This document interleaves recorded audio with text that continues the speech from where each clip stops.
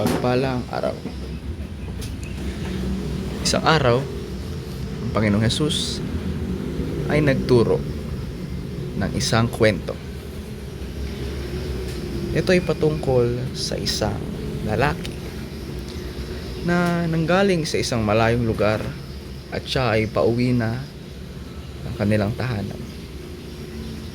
At sa kanyang paglalakbay, sa kanyang daan, siya ay may nakasalubong ng mga magnanakaw, ng mga siraulong mga tao na siya ay pinukpok, sinaktan, kinuhanan ng pera, ng damit, at siya ay iniwan na sugatan, halos malapit ng mamatay. At ang lalaking ito ay nakahiga lamang sa isang sulok. Walang pag-asa, walang tumutulong dahil sa sobrang sakit ng kanyang mga sugat at dahil sa nangyari sa kanya. At isang araw ay may napadaan na isang pare. Ngunit nung nakita ito ng pare ito ay umiba siya ng daanan. Hindi niya dinaanan kung saan nandun yung lalaking sugatan dahil ayaw niyang tulungan. At may napadaan din naman na isang Levite. At ang Levite na ito ay sumilip, ngunit siya rin ay umalis at hindi niya rin ito tinulungan. Kaya ang lalaking ito ay natiling nakahiga, sugatan at malapit nang mamatay. Ngunit may napadaan na isang Samaritan. At ang ginawa ng Samaritan na ito, siya ay bumaba sa kanyang sakay at tinulungan ng lalaki, kinuha ang mga pampahid, ang mga gamot, siya ay pinunasan at isinakay niya sa kanyang sasakyan at dinala sa isang manggagamot upang siya ay gamutin. At sabi ng Samaritan na ito sa magpapagaling sa kanya, ibili mo lang ang lahat ng kailangan niya, pagkain o mga gamot na kailangan niya, ibili mo lang at babalik ako at lahat ng mga nagastos niya babayaran ko.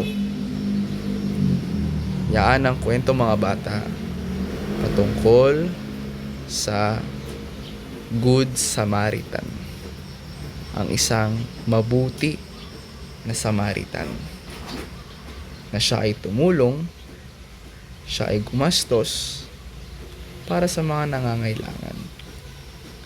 Hindi katulad nung pare yan at itong Levite na nakita nila na sugatan na yung lalaki, malapit na mamatay, kailangan nila ng tulong, ngunit hindi nila tinulungan.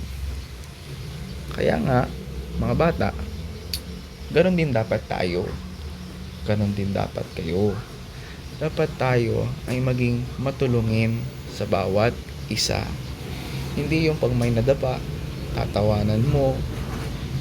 Hindi yung ikaw pa yung gagawa ng paraan para siya ay masaktan. Dapat tayo ay nagtutulungan. Kaya nga, hindi ka dapat nangaasar ng masasakit, ng bubuli. Hindi ka dapat nananakit, nanununtok, nananabunot, nananampal. Pagkus ay laging tumutulong. Mas lalo sa iyong bahay, sa iyong magulang, sa mga hugasin, sa paglilinis, sa school, sa iyong guro. Dapat ikaw ay lagi maging matulungin. Tutulong. Hindi yung mananakit. Hindi yung ikaw pa yung kukupit. Magnanakaw ka pa katulad nung ginawa ng mga masasamang tao sa lalaki na ito. Dapat tayo maging katulad itong isang Samaritan na ito na bangamat hindi niya kakilala yung lalaki, na bangamat siya ay mauubusan ng pera, mauubusan ng oras, ngunit siya pa rin ay tumulong. Yan ang kwento ng ating Panginoong Jesus.